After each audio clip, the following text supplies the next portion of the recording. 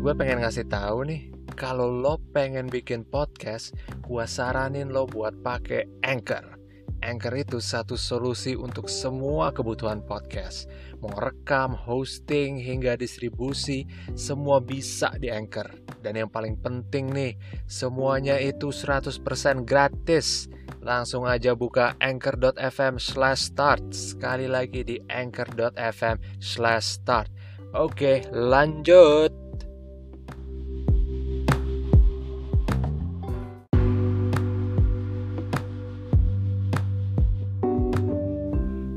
Halo, selamat datang di podcast Bosan di Jalan bareng gue Ram. Episode ke-77. Apa kabar semuanya? Gimana?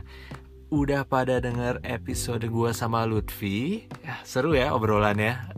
Memang itu kalau udah temen lama ngobrol ya kayak gitu sih.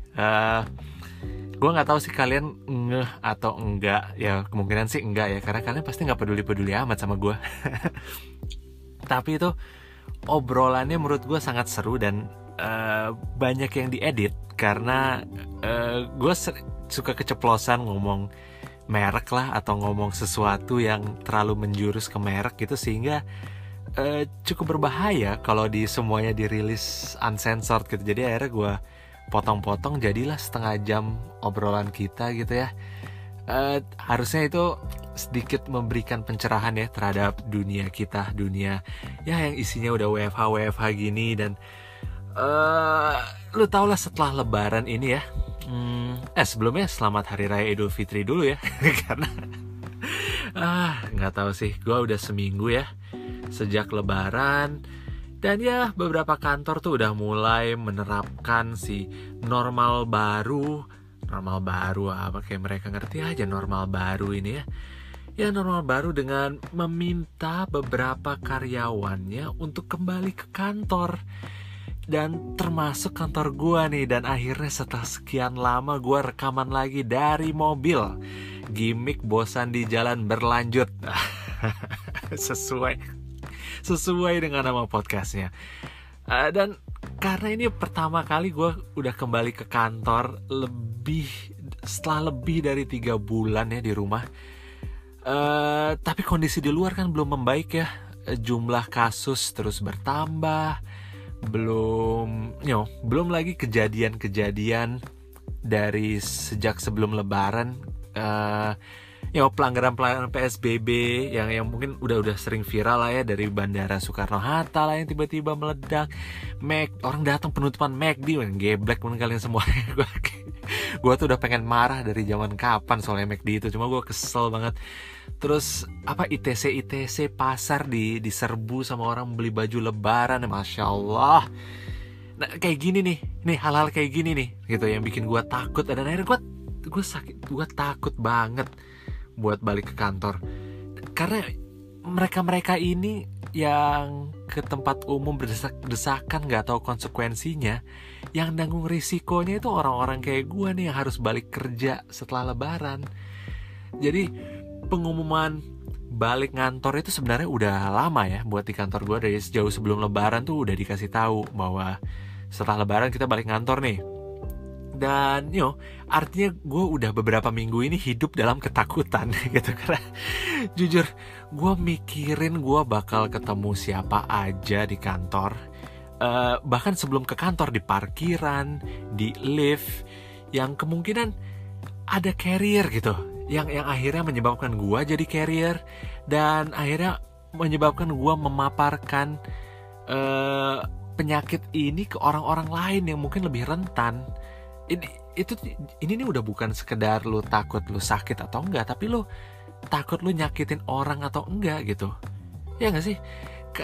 Karena gini, bayangin di kantor, di gedung itu bercampur lah semua orang, di parkiran, dimanapun. Terus gue pulang dan gue carrier, gue terus ngasih ke istri gue jadi carrier. Terus nanti istri kemana, ke rumah orang tuanya. Itu kan sesuatu yang harus lo pikirin gitu, efek that rolling effect gitu. Ini bukan cuma soal diri lo sendiri gitu, lo nggak bisa gitu. Ya oke, secara preventif secara preventif nih ya, istri gue sih udah nyoba nyiapin segala macem kebutuhan dan perlengkapan buat gue balik kantor. Bahkan dia bilang istilahnya tuh perlengkapan perang, karena beneran lengkap banget gitu. Yang pertama kan pasti masker tuh udah wajib lah ya. Kalau misalnya gue nggak pakai masker, gue pasti diamuk, dimarahin karena itu udah sepenting itu. Dan gue udah nggak peduli beli masker berapa kotak toh, karena harganya udah turun juga ya. Jadi buat yang nimbun syukurin lo ya, sekarang harga jatuh, lo nggak bingung jual rugi di mana-mana, nggak ada yang mau beli, syukur gitu. Ya masker itu paling penting, karena ya udahlah, lo lindungin mulut, hidung, segala macam gitu, itu pertama lah. Terus gue dibawain sarung tangan, karena ya udahlah, memang udah lo bakal mencet apa-apa di kantor, ke lift lah, ke megang meja segala macam, lo harus pakai sarung tangan. Dan terus ada pelindung muka yang dari plastik itu, yang face shield itu loh ya lu tau lah ya, yang depannya plastik semua gitu. Terus pastinya makan minum gue dibawa dari rumah semua, gue udah dibekelin lah. Terus air pun dibawa banyak gitu, kayak mau camping, kayak mau piknik, biar gue nggak usah ngambil air dari galon di kantor atau harus ke pantry atau gimana. Pokoknya nggak ada tuh jajan-jajan lagi tuh, udah pokoknya kebutuhan makan minum bawa sendiri dari rumah. Gue kayak bawa berapa liter nih air, sampai berat banget, tapi gue jabanin demi beneran preventif aja gitu. Terus ya yang lain-lain kayak alat sholat itu pasti bawa sendiri, jadi biar nggak pakai sejadah di musola. Bahkan sholat pun gue lagi mikir apa gue bisa di tempat lain gitu, sholat di mobil gitu. Kayak akhirnya gue nggak tahu, saking takutnya gitu ke tempat-tempat umum gitu. Hand sanitizer udah nggak kehitung bawa berapa, cadangan alcohol swab buat ngelap laptop, HP, tas segala macem gitu. Dan bahkan nih istri gue beliin kayak alat, kayak gue nggak tahu sih namanya apa ya, tapi dia alatnya tuh kayak pertama bisa dipakai buat ngebuka pintu gitu, jadi biar tangan lo nggak nyentuh gagang pintu. Terus ada lagi di ujungnya satu lagi, itu kayak jari nunjuk gitu buat mencet bel, mencet lift gitu. Jadi biar walaupun tangan lo udah pakai sarung tangan, lo nggak bersentuhan lagi dengan siapa sih tombol lift yang dipencet banyak orang gitu. Jadi double preventif gitu. Udah dipikirin sejauh itu loh, karena ya gimana, gue nggak mau ngambil resiko gitu. Gue tahu bakal ada yang mikir kayak, oh ini lebay ya, ngapain lo kayak gitu, aneh banget. Nggak men, ini nggak lebay, karena memang udah seserius itu. Dan ini kita udah lewatin ini berbulan-bulan ya. Dan kalau masih ada yang bilang ini flu biasa, lu minum jamu aja sama makan nasi kucing, ya ke laut aja sih gitu. Gue udah nggak bisa berdiskusi sama orang-orang kayak lo gitu kalau misalnya lo aja nggak mau menerima fakta bahwa ini adalah salah satu penyakit dengan penyebaran yang sangat mudah banget gitu. Dan lo udah lihat lah korban-korban berjatuhan, kasus kita tuh udah puluhan ribu. Ini tuh bukan prestasi yang dibanggakan gitu, ya kan? Dan ya gue udah nggak ngerti aja sama orang-orang yang nggak mau nerima itu dan masih menganggap itu enteng gitu. Kalau misalnya gue ketemu ada orang kantor gitu yang masih nyantai, nggak pakai pelindung apa-apa, masih ngajak salaman, ngajak meeting di ruangan kecil, gue bakal hindarin sih. Karena ya lo kalau nggak takut mati ya nggak apa-apa, tapi nggak usah ngajak-ngajak sih gitu kayak gue. Karena gue sih takut ya, jadi gue nggak perlu diajak-ajak sama lo gitu kan. Orang-orang yang nggak takut mati dan nggak mau pakai alat pelindung, itu kalian tuh memang have nothing tulus ya gitu ya. Kalian hidup sendiri di goa gitu ya. Kalau terjadi apa-apa dengan kalian, nggak ada yang sedih gitu, kalian hilang gitu, nggak ada yang bakal meratapi orang tua, kekasih, siapa kek, binatang peliharaan gitu. Kayak masa nggak ada sih? Kalian hidupnya seloner itu kah? Kayak you have nothing to lose gitu. Kayak bah, introvert aja have something to lose. Ya dan extrovertnya orang pengen berinteraksi lagi dengan sesama manusia ya, mereka juga pasti mikirin kok kayak ini bakal gimana, bakal kayak apa nanti ininya. Aduh, ya gue nggak tahu sih ya. Gue masih sedikit beruntung sih, Karena pertama gue masih punya kerjaan gitu. Kita tahu dari episode sebelumnya banyak yang tidak punya kerjaan gara-gara pandemi ini. Dan gue masih beruntung kantor tuh masih menerapkan shift-shiftan, sehingga kayaknya kantor gak akan sepenuh biasanya. Walaupun setengah dari kantor itu cukup padat juga sih gitu. Gue gue lebih milih buat bisa kerja di rumah pasti ya, karena nature kerjaan gue tuh sebenarnya bisa dikerjain di rumah gitu. Dan ya gue tau lah, dari sisi perusahaan-perusahaan yang harus mewajibkan karyawannya kembali ke kantor itu ada aspek mungkin nggak semua karyawan bisa dipegang omongannya dan kepercayaannya untuk kerja dari rumah gitu ya.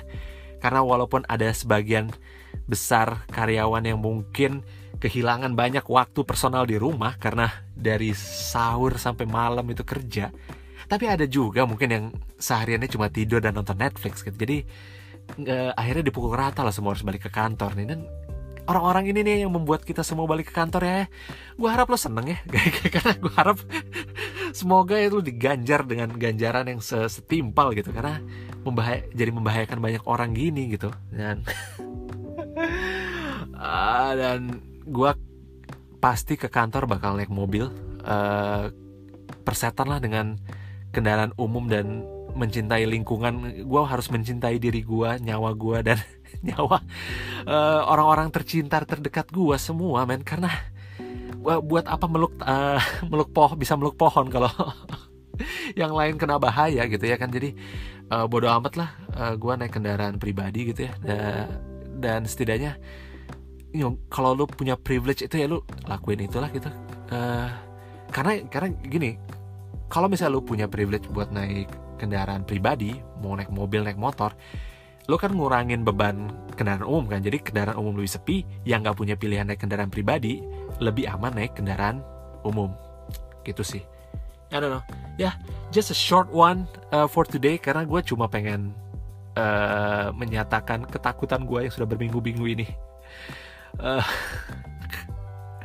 Dan kadang gue di mobil tuh mikir kayak, gue turun gak ya, gue nggak bisa tethering dari mobil aja gitu. Terus kayak gue takut banget. Ya udah deh, thank you buat udah dengerin ya. Gue sebenarnya pengen bikin episode yang ngobrol-ngobrol lagi, cuma kalau udah balik kantor lagi udah ribet ya. But I'll find a way. In the meantime, beberapa monolog won't hurt anyone ya. Okay, I'll check up on you on the next one. See ya.